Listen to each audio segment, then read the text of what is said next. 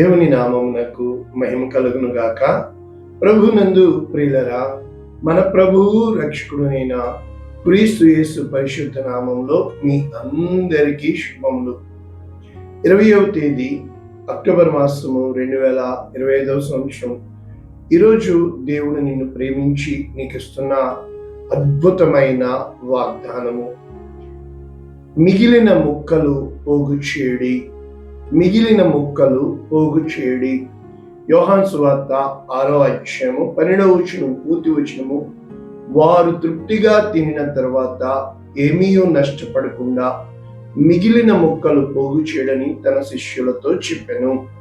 యేసుక్రీస్తు ప్రభుల వారు చెబుతున్న వాగ్దానము 5 రొట్టెలు 2 చేపలు అద్భుతం. ఈరోజు అద్భుతమైన వాక్యము మనం నేర్చుకుందాం. చాలా విషయాల్లో మనము వేస్ట్ చేసే వారంగా ఉంటాం. కువైట్లో ఉంటున్నాం కదా, క్లినిక్స్ విస్తారంగా వాడతాం. మనకి ఇండియాలో క్లినిక్స్ అంత అలా వాడతామని చెప్పండి. ఇక రెండవది, నీళ్లు ఎంత విస్తారంగా వాడతామంటే ఒక్కసారి ఆలోచించండి మన దీనస్థితి.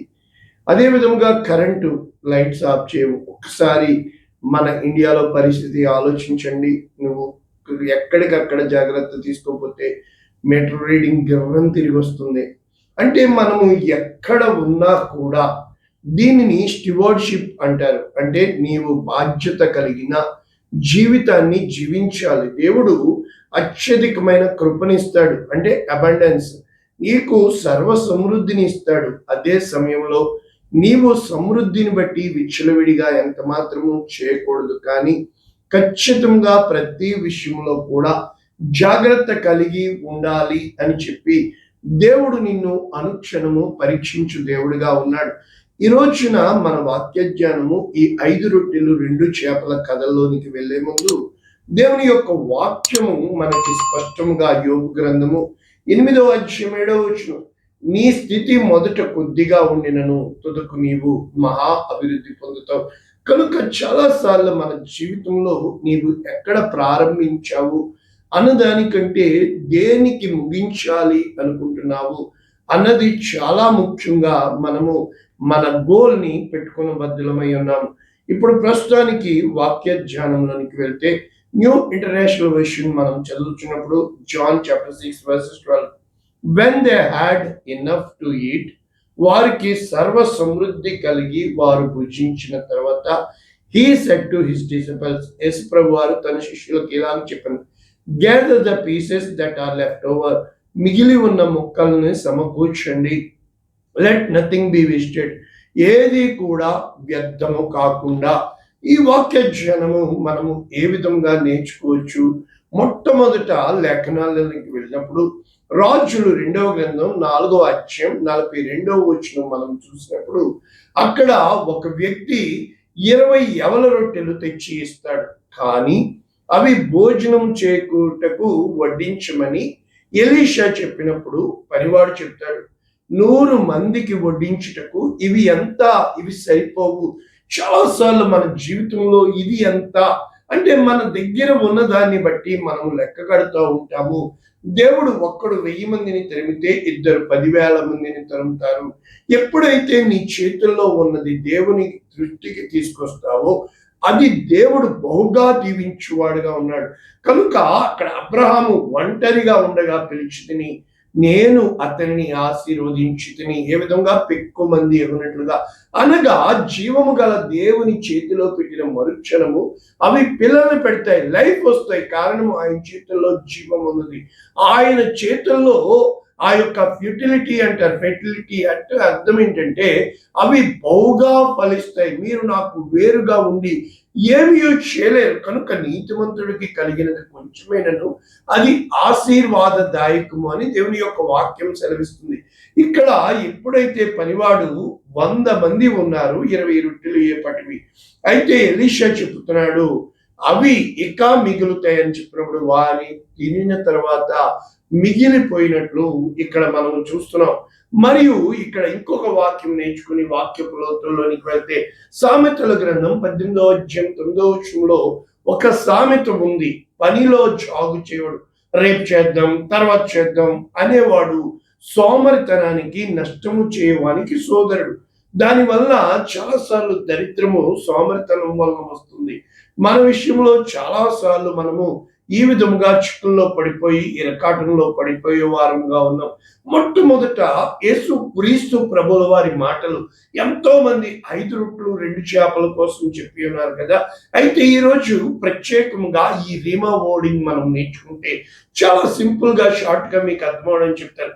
అక్కడ యాక్చువల్ గా సినారియో ఏంటంటే, యేసు క్రీస్తు ప్రభు వారి యొద్దకు కొంతమంది వచ్చి చెప్పారు, బాప్తిస్మం ఇచ్చి యోహానుని వారు చంపివేసి ఉన్నారని చెప్పినప్పుడు ఆయన సేద తీర్చుకుంటకు ఆదరించుకున్నటకు ఆ ఆదరణ కోసము అక్కడ ఒక వర్డ్ చెప్పబడి ఉంది. మార్క్స్ వార్త 6వ అధ్యాయం 31వ వచనం, let's go off by ourselves to a quiet place and rest a while. అంటే ఒక నిర్జనమైన ప్రదేశమునకు మనం వెళ్ళి కొంచెం సమయము మనము ఆదరణ పొందము, తేరుదము అని చెప్పి అక్కడ చెప్పబడినట్లు మనం చూస్తున్నాం. అయితే ఆయన అక్కడ ఉన్నాడని జనులు ఎరిగి అక్కడికి గొప్ప జనసమూహం వచ్చినప్పుడు అప్పుడు అక్కడ ఏం జరిగింది అన్న సిచ్యువేషన్స్ మనము ఈ రోజున నేర్చుకుంటే మనకి స్పష్టంగా అక్కడ అనేక మంది ఉన్నట్లు చూడగలుగుతున్నాం. ఉదాహరణకి 5,000 మంది పురుషుల సంఖ్య అంటారు, ఇంకా ఎక్కువ మంది స్త్రీలు పిల్లలు కలిపి. అయితే ఈరోజు మన ధ్యానాంశం ఏంటంటే, వీరు ఇప్పటికీ మనతో ఉన్నారు కనుక వీరికి ఏమైనా పెట్టండి అని చెప్తాడు యేసు ప్రభు వారు. You feed them. మార్కు సువార్త 6వ అధ్యాయం 37వ వచనం, లూకా సువార్త 9వ అధ్యాయం 13వ వచనం, యు ఫీడ్ దెమ్. అప్పుడు ఇక్కడ వారిని పంపివేయమని అక్కడ ఉన్న శిష్యులు చెప్పినప్పుడు మత్తయి సువార్త 14:16, దట్ ఈజంట్ నెసరీ, వాళ్ళని పంపివేయవద్దు, యు ఫీడ్ దెమ్, ఖచ్చితంగా మీరు వారికి భోజనము సమకూర్చండి. అప్పుడు చాలాసార్లు మనము హ్యూమన్ ఇంటర్ఫీరెన్స్, హ్యూమన్ నాలెడ్జ్ దేవుని ఎదుట వాడడానికి ప్రయత్నిస్తూ ఉంటాం. కనుక ఇక్కడ ఏమని చెప్తున్నారు శిష్యులు, where can we buy bread for to feed all these people. యోహాను సువార్త 6వ అధ్యాయం 5వ వచనంలో వారు స్పష్టంగా అడుగుతున్నారు, ఎక్కడి నుంచి ఈ రొట్టెలు మనం కొనగలము? అది యేసుక్రీస్తు ప్రభు వారు కూడా వారిని అడిగినట్లు అక్కడ రెడ్ లైన్ లో ఉంది. యోహాను సువార్త 6వ అధ్యాయం 5వ వచనం. కానీ ఆయన తాను ఏమి చేయనన్నాడో ఆయనకు ముందుగానే తెలుసు కనుక చాలాసార్లు మనల్ని విశ్వాసములో పరీక్షించుటకు యేసు క్రీస్తు ప్రభుల వారు ఇటువంటి మాటలు నీ అంతరంగంలోంచి మెల్లైన స్వరముతో మాట్లాడుతూ ఉంటారు. అప్పుడు వారు 200 దినములు సరిపోతాయా, ఎక్కడి నుంచి చేస్తాం, ఇప్పుడైనా ఎవరు సిద్ధపరుస్తారు? ఇదే విధముగా నీటిని ద్రాక్షారసంగా మార్చినప్పుడు అక్కడ కానా అను ఊరిలో ఆ పెండ్లి వివాహ విందులో అంటే ఇంకేమీ లేనప్పుడు దేవుడు కార్యం చేస్తాడు. అంటే ఇంకా వారి వల్ల కాదు అన్నప్పుడు దేవుడు అద్భుతాన్ని చేస్తాడు. శూన్యములో భూమిని వేలాడదీసిన దేవుడు. అందుకని ఆ యొక్క అబ్రహాము విషయంలో నిరీక్షణకు ఆధారము లేనప్పుడు అతడు నిరీక్షణ కలిగి నమ్మి ఉండెను. కనుక మనము నమ్ముట నీ వలనైతే నమ్మువానికి సమస్తము సాధ్యము. ఇక్కడ యేసు క్రీస్తు ప్రభుల వారు ఉన్నారు. ఆయన గాలిని గద్దించగా గాలి తుఫాను ఆగింది. అది కొత్త కాదు. ఇటువంటి అద్భుతాలు అనేకమైన చేశారు. కానీ చాలా మంది అంటారు మీ బైబిల్ ఇటువంటి అబద్ధ బోధ చేస్తుంది. ఒకటి గుర్తుపెట్టుకోండి, బైబిల్ అని కాదు, దేవుడు. దేవుడు అన్న వెంటనే అద్భుతము చేసేవాడు, లేని వాటిని ఉన్నట్టుగా పిలిచేవాడు, మృతులను. కాబట్టి నువ్వు how can you link with human science to the wisdom of the God's science? కాబట్టి ఈ లోకము ఎప్పుడు సైన్స్ అంటే నీ బయట జరుగుతున్నవి, కాన్ సైన్స్ అంటే నీ అంతరంగంలో జరుగుతున్నవి. దేవుడు ఎప్పుడు నీ అంతరంగంలో కార్యం చేస్తాడు. నీ అంతరంగంలోంచి హీలింగ్ కెపాసిటీని పెట్టాడు, నీ అంతరంగంలోంచి మిరాకులస్ కెపాసిటీని పెట్టాడు, నీ అంతరంగంలోంచి సమస్తము పెట్టాడు. ఎప్పుడైతే నీ ఆత్మలో మహిమతో నింపబడుతుందో, మహిమ వలన అద్భుతములు దేవుడు చేయగలడని మనము నేర్చుకుంటున్నాం. కనుక ఆత్మని అనుగ్రహించిన వాడు నిన్ను ఆత్మ ద్వారా ఆశీర్వదించుటకు ఇష్టపడుతున్నట్లు ఇక్కడ చూస్తున్నాం. ఆ పరిస్థితుల్లో యేసు క్రీస్తు ప్రభుల వారు అంటున్నాడు ఏమని? ఇక్కడ మనం చూసినప్పుడు మార్కు సువార్త 6:38 how much bread do you have, go and find out. మీరు వెళ్ళి వారి వద్ద ఎవరి వద్దైనను ఏమైనా దొరుకునేమో ఉన్నాయేమో వెతకండి. నిశ్చయంగా ఎవరి దగ్గర లేవా? ఉన్నాయి. మనం ఇక్కడ కువైట్ లో ఉన్నాం కనుక కుబుస్ మనకు తెలుసు, ఒక ప్యాకెట్ లో 6 ఉంటాయి పతలా కుబుస్. అదే విధముగా 2 ఫిష్, అంటే ఒక వ్యక్తి, ఒక చిన్న పిల్లవాడి ఒక రోజు లంచ్ అనమాట. ఆ యొక్క మనము ఏ విధంగా చెప్పచ్చు, ఒక చిన్న పిల్లవాడి ఆ యొక్క పూట ఆహారము దేవుడు ఎంత మందికైనా ఆశీర్వాదంగా పెట్టగలడు. ఈరోజు 80 దినాల జీతం అంటున్నావా, 50 దినాల జీతం అంటున్నావా, 100 దినాల జీతం అంటున్నావా? నిజంగా దేవుని యొద్దకు నువ్వు తీసుకుని వచ్చినప్పుడు దేవుడు ఆశీర్వదించేవాడుగా ఉన్నాడు. నా దగ్గరికి వచ్చిన అనేక మందికి నేను ఒకటే చెప్తాను, నీవు ఎన్నడూ కూడా ఇది నా కష్టార్జితము అని చూడకు. ఇది దేవుడు ఇచ్చిన ఇష్టార్జితము కనుక దేవుని కృప ఉండును గాక, దేవుని కనికరము ఉండును గాక, దేవుడు దీవించును గాక, దేవుని జీవం వచ్చును గాక, దేవుడు బహుగా ఫలించి అభివృద్ధి చెందినట్లు ఆశీర్వదించును గాక అని చెప్పి నీవు ఎప్పుడైతే నీ చేతిలో ఉన్న ఏది అయినా ఆశీర్వదించి మొట్టమొదట ఆయనతో పార్ట్నర్షిప్ లోనికి వెళ్తావో, ఆయన ముందు పెడతావో, ఈ 5 రొట్టెలు 2 చేపలు ఆయన యొద్దకు తెచ్చినప్పుడు మాత్రమే, ఆయన యొద్దకు తేకుండా ఏది కూడా ఆశీర్వాదము పొందదు. ఈ రోజున నీ జీవితంలో ఆశీర్వాదము ఆగిపోవడానికి కారణము ఎన్నో ఉన్నాయి. మొట్టమొదట నీకు ఏది వచ్చినా మొట్టమొదట నీ చేతితో పట్టుకొని కీర్తన 128 తీసి యెహోవా యందు భయభక్తులు కలిగిన వాడు ఇలాగు ఆశీర్వదించబడును అని చెప్పి నిత్యముగా ఆయన నీ చేతుల కష్టార్జితము ఆశీర్వదించును అని చెప్పి నువ్వు దేవునికి మొట్టమొదట అందులోంచి తీసినప్పుడు అది బహుగా ఫలించేదిగా, తుప్పు పట్టనిదిగా, చెద పట్టనిదిగా, పురుగు పట్టనిదిగా, దుష్టులు ఎత్తుకొని పోకుండా, దొంగలు దోచుకోకుండా, నాశన పుత్రుడికి అవకాశం ఇవ్వకుండా దేవుడు కాపాడువాడుగా ఉన్నాడు. కనుక ఇక్కడ వారు చెప్తారు, అయా మాకు దగ్గర 5 రొట్టెలు 2 చేపలు ఉన్నవి. అప్పుడు యేసు ప్రభువారు చెప్తారు మత్తయి సువార్త 14:18 బ్రింగ్ దెమ్ హియర్, వాటిని నా యొద్దకు తీసుకుని రండి. ఈరోజు దేవుడు నీకు చెప్తుంది, నా యొద్దకు రండి, నా యొద్దకు రండి, నా యొద్దకు రండి. ఇప్పుడు యేసు క్రీస్తు ప్రభుల వారు చెప్తున్నారు లూకా సువార్త 9:14 tell them to sit down in groups about 50 each, అంటే 50 మందిని చొప్పున మీరు వరుసలలో. అంటే ఇక్కడ యేసు క్రీస్తు ప్రభుల వారు శిష్యులకి అబండెన్స్ అంటే సమృద్ధి ఒక్కటే కాదు, స్టివర్షిప్ నేర్పిస్తున్నారు, పరిచర్య చేసే విధానము. అంటే ఎప్పుడూ కూడా అక్కడ పాస్టర్ని అనుసరించి అతని ఆజ్ఞ ప్రకారం, ఎందుకులేండి సంఘాల్లో మధ్యలో పెత్తనాలు వస్తాయి, ఇక్కడ మనం చెప్పేది ఒకటి, అక్కడ వాళ్ళు చేసేది ఒకటి. కనుకనే దేవుని కార్యాలు ఎన్నోసార్లు ఆగిపోవడానికి కారణమవుతున్నాయి, నిలిచిపోవడానికి కారణమవుతున్నాయి.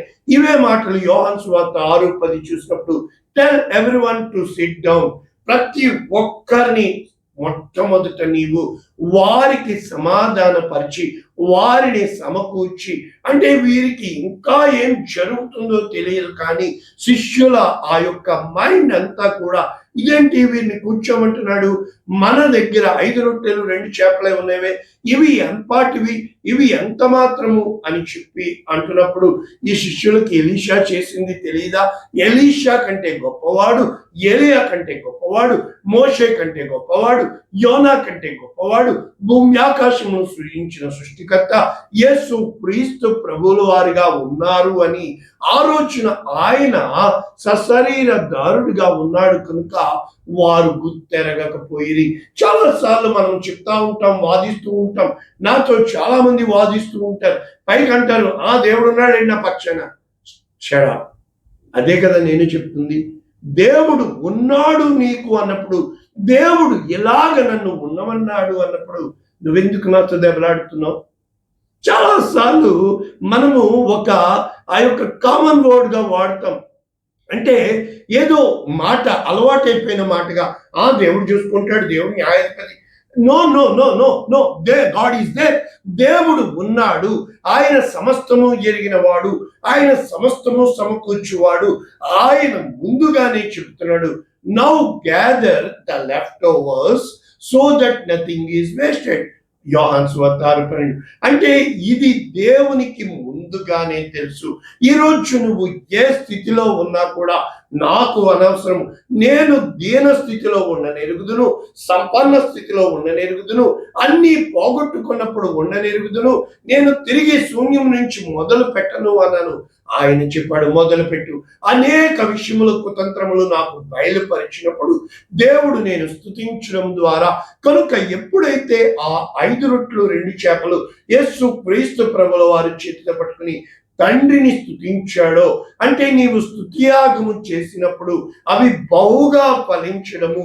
నా జీవితంలో అనేక విషయాల్లో బియ్యం ఓరడము, పెట్రోల్ సైతం అయిపోయింది ప్రభా, నా దగ్గర డబ్బులు లేవన్నప్పుడు కారు ప్రయాణం చేయడము, ఎన్నో విషయాల్లో ప్రభా నాకు ఇది కావాలన్నప్పుడు ఆయన సమకూర్చాడు. నా జీవితము అద్భుతమైన రీతిలో అందరూ వదిలిపెట్టేసినప్పుడు ప్రభా 300 దినారాలు అద్దె ఏ విధముగా కట్టాలి అన్నప్పుడు నా వలన అద్భుతములు పొందుకున్న వారు, ముఖ్యంగా వారు నాకు మొక్కుబడి చేసిన వారిని, అమ్మా నా పరిస్థితి ఎలా ఉంది అని నా యొక్క అంతరంగమును చంపుకొని సైతం అడిగిన, అయ్యో డబ్బు మనిషి అయిపోయాడని ఊరంతా మెసేజ్లు పంపించిన, ఈ లోకము ముందు ఏ రోజు నీవు ఈ మనుష్యులకి నీ యొద్దకు వచ్చి సైతము ఆ దైవజనుని అప్పు అడిగేవారుగా, అకామాలకి అడిగేవారుగా ఉన్నారు, కానీ దేవునికి దశమ భాగాలుగా ఇవ్వరు.